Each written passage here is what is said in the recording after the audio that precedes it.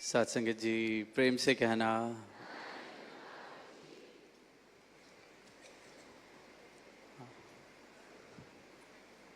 सबसे पहले सारे ही संतों को हैप्पी दिवाली जी।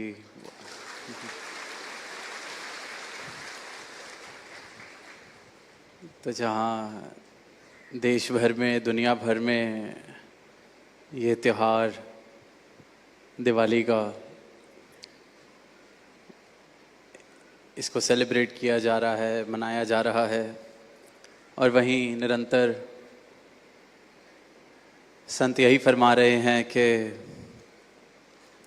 जिसके जीवन में ये ब्रह्म ज्ञान की रोशनी, ये सत्य की रोशनी आ गई है, उसके लिए तो रोज़ दिवाली है। अभी गीत में भी हम यही श्रवण कर रहे थे। तो यही भाव के जिस पल में मैंने इस परमात्मा के प्रकाश का एहसास किया, जो पल मैंने इस परम प्रकाश के अंदर इसके एहसास में बिताए, वो पल दिवाली। रोज़ भी क्या, हर पल दिवाली, पल पल दिवाली संतों की, ब्रह्मज्ञानी संतों की। और इन्हीं भावों के साथ रोशन होकर अपना जीवन भी जिया जा रहा है, और वहीं फिर ये रोशनी को आगे बांटने का भी परोपकार महापुरुष करते आए हैं, करते आते हैं।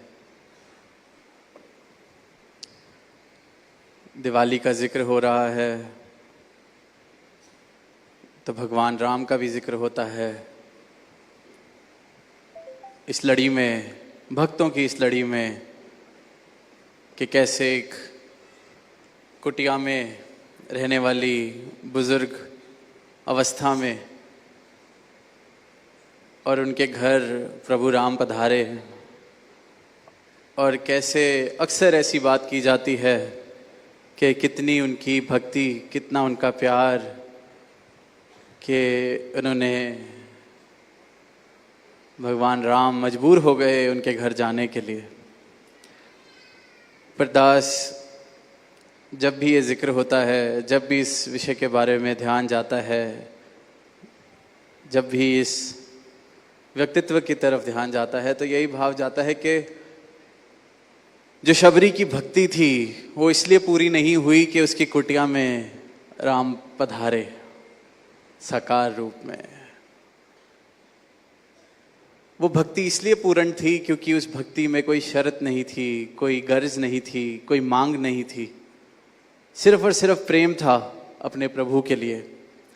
और इस बात से कतई फर्क नहीं पड़ता अगर किसी कारणवश, जैसे इतिहास में लिखा गया है कि उनके कुटिया में चरण डाले स्वयं प्रभु राम ने, अगर पास से भी गुजर जाते, अगर उस गांव में ना भी आते, तब भी शबरी की भक्ति पूर्ण, क्योंकि वो जो भक्ति है वो प्रेम है, और प्रेम मजबूर नहीं इस रूप में कर सकता, वो तो निरोल प्रेम। और कई बार ऐसा लगता है कि इस उदाहरण का जब हम सहारा लेते हैं तो हम बड़े सारे परिणामों से अपनी भक्ति को जोड़ लेते हैं नाप तोल के लिए, कि अगर ये हुआ तो मेरी भक्ति पूरी है, अगर ये नहीं हुआ तो मेरी भक्ति में कोई शायद कमी रह गई, अगर आज मेरे कहने के अनुसार ये प्लान या ये मैंने आज अरदास की और यहाँ चरण डले, तो इन बातों से भक्ति का पूरा होना या अधूरा रह जाना, ये सब मेरे अपने पैमाने, ये सब हमने अपने पैमाने बना लिए हैं। तो दास, जब भी अक्सर इस भक्त और भगवान के रिश्ते के बारे में, खासकर जब जिस तरह से हम शबरी का जिक्र सुनते हैं, तो वो प्रेम, बेगर्ज भक्ति, वो उल्फत, वो प्रेमा भक्ति, वो उन भावों के करके उनकी भक्ति उच्च कोटि की प्रवान हुई, उन भावों के करके उस भक्ति का जिक्र है। चरण तो कितनी जगह और भी डले होंगे, पर नाम ये वाला इसलिए बार बार जहन में या आज तक लिया जाता है क्योंकि वहाँ भाव भक्त के थे। और भक्त और भगवान के इस रिश्ते के बीच में, सतगुरु और उनके भक्त के रिश्ते के बीच में कोई पैमाने नहीं लगाए जा सकते कि हमने ये कर दिया, वो कर दिया, या ये नहीं किया तो ये इतने नंबर कम रह गए भक्ति में, या इतने कम बढ़ गए। ये सब हमने अपनी कॉम्प्लिकेशंस, अपनी व्यर्थ की बातें बनाकर अपनी ही भक्ति के इस आनंद में से अपना रस हम खुद कम कर लेते हैं। तो यही भाव आ रहे कि आज इस त्योहार पर, आज इस दिवाली के दिन पर, जहाँ रोशनी का जिक्र हो रहा है, प्रकाश का जिक्र हो रहा है, सत्य का जिक्र हो रहा है, भक्ति का जिक्र हो रहा है, तो हम सबकी झोली में सदगुरु माता जी के चरणों में यही अरदास के प्रेमा भक्ति, पूर्ण रूप से प्रेमा भक्ति डाली जाए। आप ऐसी कृपा करो कि एक एक संत, एक एक भक्त उन्हीं भावों से भक्ति करे, वो फिर किसी पैमाने की मोहताज कोई भक्ति ना रह जाए, क्योंकि वो हो ही नहीं सकता, वो फिर भक्ति नहीं है। भक्ति सिर्फ और सिर्फ प्रेम, शुद्ध साफ पाक प्रेम इस परमात्मा के लिए, अपने सदगुरु के लिए। तो इन्हीं भावों से हम सबका जीवन युक्त होता चला जाए, भक्ति प्रेमा भक्ति बन जाए। उसमें ना कोई नाप तोल, ना कोई कंपैरिजन्स किसी और की तरफ देख के या इतिहास की तरफ देख के, सिर्फ और सिर्फ प्रेम। और अभी गीत गा रहे थे तो उन्होंने जिक्र किया कि जब सतगुरु माता जी समागम मैदानों में सुबह दर्शन देते हैं तो ये वो वाले गीत हैं।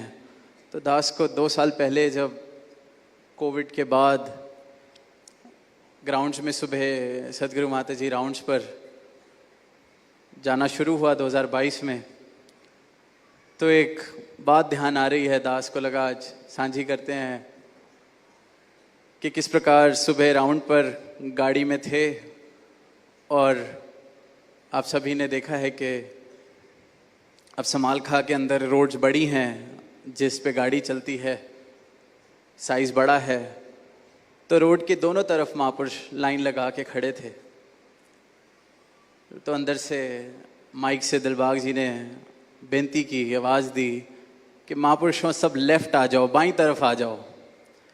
तो जो इधर महापुरुष खड़े थे वो उधर चले गए और जो उधर खड़े थे वो इधर चले, क्योंकि जिसने उस तरफ मुंह करके लेफ्ट देखा उसका लेफ्ट यहाँ था, जिसने इस तरफ मुंह करके देखा उसका लेफ्ट यहाँ था, दोनों ही सही।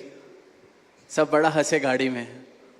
फिर अगली अनाउंसमेंट की कि संतों गाड़ी के लेफ्ट साइड आ जाओ, गाड़ी की बाईं तरफ आ जाओ। फिर दोबारा यही हुआ कि आधे महापुरुष उधर चले गए, आधे इधर, क्योंकि अब जिसने गाड़ी को इस तरफ से देखा उसको ये लेफ्ट दिखा, और जिसने सोचा कि गाड़ी का फेस इस तरफ है वहाँ से लेफ्ट देखना है वो इधर चले गए। दोनों सही, सारे सही। अब उसके बाद सतगुरु माता जी ने कहा कि हाथ बाहर निकालो और कहो इस तरफ आ जाओ।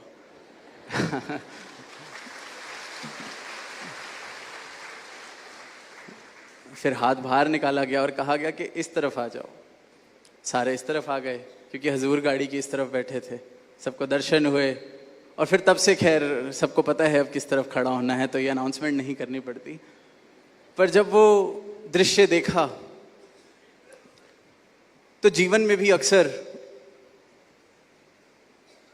कोई गलत नहीं, जो महात्मा उस तरफ चले गए उन्होंने भी ठीक लेफ्ट समझा, जो महात्मा इस तरफ आ गए उन्होंने भी ठीक लेफ्ट समझा। उनका लेफ्ट भी राइट था, इनका लेफ्ट भी राइट था, क्योंकि जितने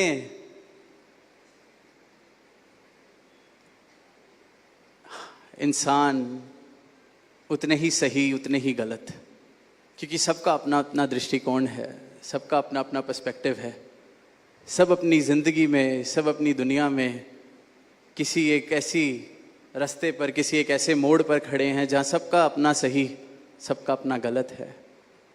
तो इसलिए किसी के ऊपर अपने सही गलत ना थोपे जाएं।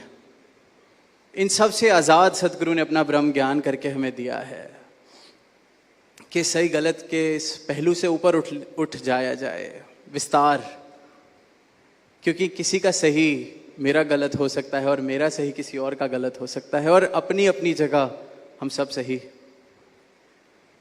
तो इन भावों से कि कोई और क्या कर रहा है, कोई और सही है कि नहीं, मैं सही हूं कि नहीं, मैं सिर्फ इस पर फोकस करूं। फिर और एक पहलू कि जब हम रिश्तों में, दुनिया में बातचीत करते हैं, कम्युनिकेशन करते हैं, तो हमें लगता है कि मैंने तो कह दिया था, वो समझा क्यों नहीं, उसको समझ नहीं आई, उसको जो समझ आया था वो भी ठीक था। कई बार मेरे कहने में कोई कमी रह जाती है, कई बार मेरी बात रखने में कोई कमी रह जाती है, और कई बार मैं फिर दोबारा वो बात ही नहीं रखता। जैसे सदगुरु माता जी ने कहा कि हाथ निकाल के कह दिया जाए कि इस तरफ आ जाएं। मुझे लगता है मुझे समझना नहीं चाहता, मुझे लगता है कि मेरी बात ये समझ ही नहीं सकता। फिर रिश्तों में दूरियां, फिर रिश्तों में दरारें। तो बात कहने वाले की भी और समझने वाले की दोनों ही बराबर जिम्मेवारी कि मैं अपने भावों को, अपनी बात को प्रेम से, सहज तरीके से रख सकूं। ये ना सोचूं कि मैंने तो कह दिया था, इसको समझ नहीं आई। और अक्सर हम फिर यही सोचते हैं कि ये मुझसे दूर ही रहना चाहता है, समझना ही नहीं चाहता। और फिर जब इसी दृश्य को भक्ति के रूप में, भक्ति की राह पर, भक्ति के रिश्ते में देखते हैं, तो मैं सही हूं या नहीं, जो मुझे समझ आया वो सही है कि नहीं, इन सब बातों का कोई मोल ही नहीं, ये सब व्यर्थ है। सिर्फ एक ही बात सही, जो सदगुरु कह रहे हैं। आज अगर उस लेफ्ट खड़े होने का मतलब इस तरफ खड़ा होना था तो ये बात सही है। कल अगर लेफ्ट खड़े होने का मतलब इस तरफ खड़ा होना होगा तो यही बात सही है। जहां मेरे जीवन में ये अवस्था बन गई कि मैं कितना सही हूं या नहीं, ये मायने रखना बंद कर देता है सदगुरु के वचन के आगे, सदगुरु के ध्यान के आगे। मेरा समर्पण जब इस